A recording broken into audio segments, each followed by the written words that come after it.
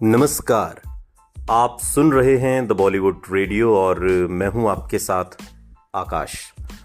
दोस्तों, आज के इस पॉडकास्ट में बात राजेश खन्ना की और उन दिनों की बात जब अचानक से राजेश खन्ना की फिल्में पहले जैसी कामयाबी हासिल नहीं कर पा रही थी। यानी कि जो 15-16 back to back super duper hit फिल्में राजेश खन्ना ने देकर एक ट्रेंड सेट किया था खुद अपने लिए, वैसा प्रदर्शन उनकी फिल्में कर नहीं पा रही थी। और उस दौरान उनकी निजी जिंदगी में भी बहुत कुछ बदल रहा था। शादी हो चुकी थी, रिश्तों में थोड़ी खटास तनाव आने लगा था, करियर की परेशानी अलग थी। हो सकता है कि दोनों दिक्कतें मिलकर अब राजेश खन्ना को अंदर ही अंदर खाई जा रही थी। और डूबते जहाज को छोड़ने वाले चूहों की तरह राजेश खन्ना के आसपास देखी जाने वाली भीड़ भी अब कम होने लगी थी। राजेश खन्ना के करीबी अली पीटर जॉन इस भीड़ के बड़े हिस्से होने की वजह से उस समय राजेश खन्ना के सेक्रेटरी गुरनाम सिंह को बताते हैं। और राजेश खन्ना के बेशुमार चाहने वालों और जो उनके लिए अपनी पसंदगी को इतनी संजीदगी से लेते थे कि राजेश खन्ना को अक्सर खून में लिखे हुए खत मिलते थे, डॉक्टरी सर्टिफिकेट के साथ कि वो असली था। ऐसा नहीं है कि किसी लाल स्याही से लिख दिया। और उसकी अहमियत को कम करने की ख्वाहिश न रखते हुए भी इस पत्रकार का ये कहना है कि अक्सर ऐसे उत्सवों का इंतज़ार गुरनाम ही किया करते थे।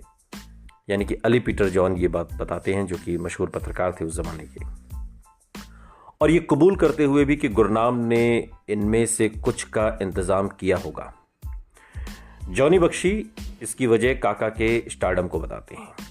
कुछ लोग तकदीर वाले होते हैं, जॉनी बख्शी कहते हैं।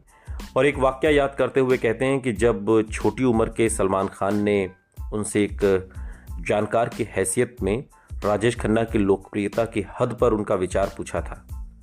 सेलुलर फ़ोन के आने से पहले महबूब स्टूडियो में शूटिंग करने वाले कई अभिनेता उनके ऑफिस में टेलीफोन करने आ जाया करते थे। बख्शी ने छोटे बच्चे सलमान खान को बताया था कि एक बार ये बात फैल गई कि राजेश खन्ना वहाँ शूटिंग कर रहे थे और उस दिन बख्शी को एक प्याली चाय नहीं मिली वहाँ की कैंटीन से या स्टूडियो के बाहर वाले ईरानी कैफ़े से, क्योंकि हर चीज़ बिक चुकी थी। राजेश खन्ना की लोकप्रियता इतनी ज़्यादा थी कि बख्शी और उनके कुछ दोस्त बांद्रा की पूरी हिल रोड पैदल चलने के बाद भी चाय या नाश्ता कुछ पा नहीं सके, क्योंकि जो भीड़ वहाँ पर इकट्ठी हुई थी उसने सब कुछ खाकर ख़त्म कर दिया था। ये करिश्मा था राजेश खन्ना का।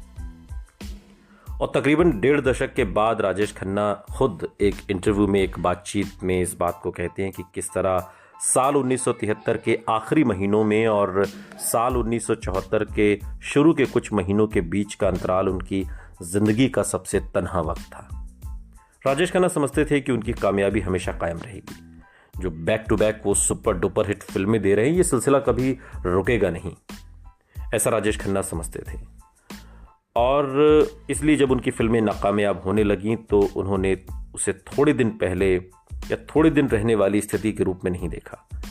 जब उनके इर्द गिर्द वाले लोगों ने भी उन्हें छोड़ना शुरू कर दिया तो उनका मनोबल तेजी से गिरा, बहुत तेजी से। ऐसा लगा जैसे सब कुछ खत्म हो गया। और हालात के इस तेज बदलाव ने उन्हें चिड़चिड़ा और बेचैन बना दिया। उसी इंटरव्यू में राजेश खन्ना बताते हैं कि उन्होंने अपने आसपास एक ऐसी दीवार खड़ी कर ली थी और किसी को अपनी मदद वो करने नहीं देते थे। उन्हें लोगों पर एतबार रहा नहीं और ख़ुद को डिम्पल से भी उन्होंने दूर कर लिया, जिनके साथ उन्होंने हाल ही में शादी की थी, जिस पर उन्होंने वैसे भी कभी भरोसा नहीं किया था, क्योंकि उन्हें वो इस तरह के संकट को झेलने के लिए बहुत छोटी और नातजुर्बेकार लगती थी। और ये बात सच भी है, राजेश खन्ना से उम्र काफ़ी कम थी डिम्पल की। राजेश खन्ना ने आगे इस इंटरव्यू में बताया कि उन्होंने खुदकुशी तक करने का सोचा, लेकिन ऐसा किया नहीं क्योंकि वो नहीं चाहते थे कि दुनिया राजेश खन्ना को एक नाकामयाब इंसान की तरह याद करे। फिल्मी पत्रकारिता, जिसका राजेश खन्ना फेनोमिनन को खड़ा करने में हाथ था, उसने भी इधर उधर देखना शुरू कर दिया था। यानी कि राजेश खन्ना के बरक्स अब कौन सा सितारा है।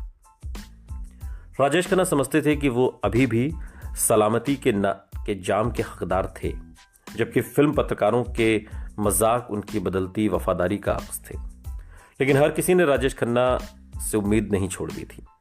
और उनमें से सबसे मुख्य थीं देवयानी चौबल, जिन्हें फिल्म इंडस्ट्री देवी कहती थी, जिनके बारे में मशहूर था कि देवयानी चौबल की न दोस्ती अच्छी न दुश्मनी, जिनसे बड़े बड़े सितारे डरा करते थे। देवयानी तकरीबन उन्माद की हद तक राजेश खन्ना पर मर मिटी थी और निश्चित कर लेती कि उनके हर आलेख में, चाहे वो किसी के बारे में लिख रही हो, राजेश खन्ना का जिक्र हो। और इसमें भी अहम, उनके लेखों ने अमिताभ बच्चन को हर तरह से छोटा दिखाया। उस दौर में सिर्फ देवयानी चौबल और राजेश खन्ना के स्टाफ ने ही राजेश खन्ना को नहीं बनाए रखा। अभी भी जे ओम प्रकाश और शक्ति सामंत जैसे कुछ निर्माता थे जो राजेश खन्ना से आगे देख नहीं पाते थे और मानते रहे कि जल्दी ही उनका पुराना जादू फिर से रचेगा। और कई सालों से निर्माता रह चुके जे ओम प्रकाश ने निर्देशन करने का फैसला किया और एक मलयालम फिल्म वाजवे मयम, जिसके कॉपीराइट उन्होंने कुछ साल पहले लिए थे, उस पर आधारित एक पटकथा तैयार की। आपकी कसम साल 1974 में राजेश खन्ना की ऐसी भूमिका में थे जो उन भूमिकाओं जैसी थी जिसमें राजेश खन्ना को एक आइकॉन बनाया था। जे Om Prakash United producers combine के सदस्य थे और कई सालों से राजेश खन्ना के साथ एक फिल्म बनाने की सोच रहे थे। इस निर्माता निर्देशक ने राजेश खन्ना के छिपे हुनर को पहचाना था और तेजी से ऊपर चढ़ते हुए देखा था और उन्हें आखिरकार आपकी कसम में न सिर्फ राजेश खन्ना के साथ काम करने के लिए बहुत बढ़िया मजमून मिल गया, बल्कि वो इसे अपने लिए निर्देशन में हाथ आजमाने के लिए भी एक बहुत बढ़िया कहानी समझते थे। राजेश खन्ना ने जे ओम प्रकाश के सामने कबूला कि हालांकि वो जाती तौर पर उस किरदार के साथ सहमत नहीं थे और उसे फिल्म का खलनायक समझते थे, फिर भी वो इस चुनौती को मानकर किरदार को एक ट्रेजिक हीरो की तरह निभाएंगे। फिल्म के आखिरी हिस्से में, तीसरे हिस्से में, जिसमें वो एक खुशहाल शादीशुदा आदमी से बेघर और फटेहाल बन जाते हैं, निरुद्देश्य भटकने और जितनी भी जिंदगी बची है उसे गंवाने के लिए शापित, राजेश खन्ना ने इस किरदार को बहुत संजीदगी से जिया है।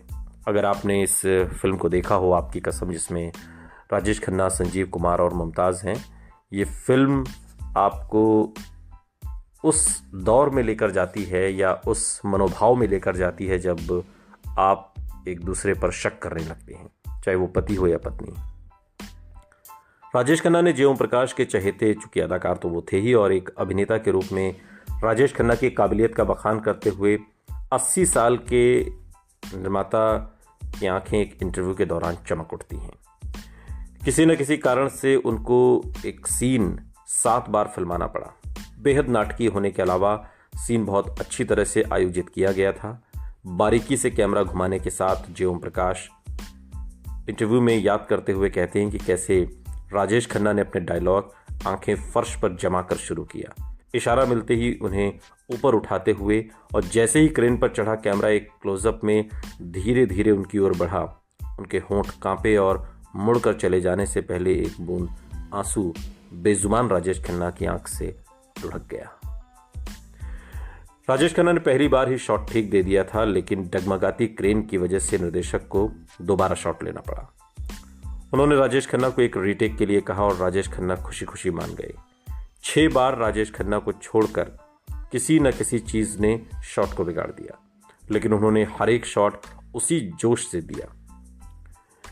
इस फिल्म के 40 साल के बाद जे ओम प्रकाश उस सहजता को भुला नहीं पाते जिसके साथ राजेश खन्ना ने 7 बार भावनाओं को समान रूप से बनाए रखा। उनका निर्देशन करने के लिए कैमरे के पीछे होना एक खुशगवार बात थी। 7 बार वो उसी जगह वापस चले जाते और अपना डायलॉग, अपनी भावनाएं और आंसू भी उसी अदा से करते। जे ओम प्रकाश ने राजेश खन्ना को उन चंद अभिनेताओं में से एक पाया जो अपने सह अभिनेताओं को उनकी जगह देते हैं और जहां तक हुनर की बात हो वो उन्हें वरदान में मिला था। आपकी कसम राजेश खन्ना के पतन से पहले उनकी सबसे कामयाब फिल्मों में से एक थी और ये निर्देशन की भी कामयाबी थी और निर्देशक उनकी नाकामयाबी के लिए किस्मत को जिम्मेदार ठहराते थे। इस फिल्म में लता मंगेशकर और किशोर कुमार के 4 खूबसूरत गाने हैं, मसलन करवटें बदलते रहे सारी रात हम, या फिर जय जय शिव शंकर, ये तो बहुत मशहूर गाना है। या सुनो कहो कहा सुना या पास नहीं आना, जो राजेश खन्ना के सदाबहार नगमों में शामिल हो गए।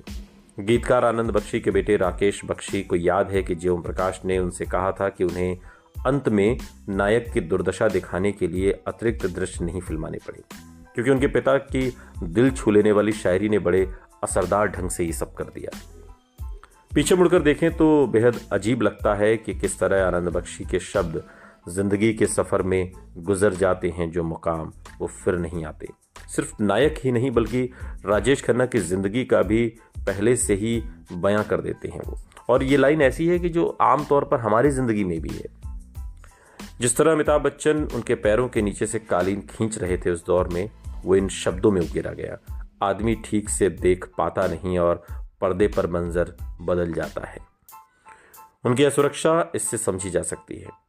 दोस्तों शक दुश्मनी का है, दोस्तों शक दोस्ती का दुश्मन है, अपने दिल में इसे घर बनाने न दो। और ये पंक्तियां रोक लो उठकर उनको जाने न दो, बाद में प्यार के चाहे भेजो हजारों सलाम। रोंगटे खड़े कर देने वाले ढंग से डिंपल के साथ उनके होने वाले अलगाव की चेतावनी इस गाने में है। राजेश खन्ना की अगली फिल्म अजनबी साल 1974, जो फिर से उन्हें शक्ति सामंत और लेखक गुलशन नंदा को साथ लेकर आई। कुछ हद तक रोमानी नाटक थी, कुछ रोमांचक और कुछ हद तक कत्ल की जासूसी कहानी। आर डी बर्मन के संगीत जैसे हम दोनों दो प्रेमी लता मंगेशकर या भीगी भीगी रातों में लता और किशोर कुमार के एक अजनबी हसीना से के लिए ज़्यादा याद किए जाने वाले अजनबी और औसत दर्जे की सफल फिल्म थी, जो ज़्यादा सफल हो सकती थी यदि उसकी कहानी इतनी घुमावदार ना होती। अजनबी में पहली बार राजेश खन्ना और जीनत अमान एक साथ आए थे और पर्दे पर उनकी केमिस्ट्री फिल्म को बहुत बेहतर बना देती अगर पटकथा में ज़बरदस्ती का सस्पेंस ना होता। कभी कभी कहानी भी हीरो को, हीरोइन को, एक्टर को, स्टार को, सुपरस्टार को कमज़ोर कर देती है। सुनते रहिए द बॉलीवुड रेडियो, सुनता है सारा इंडिया।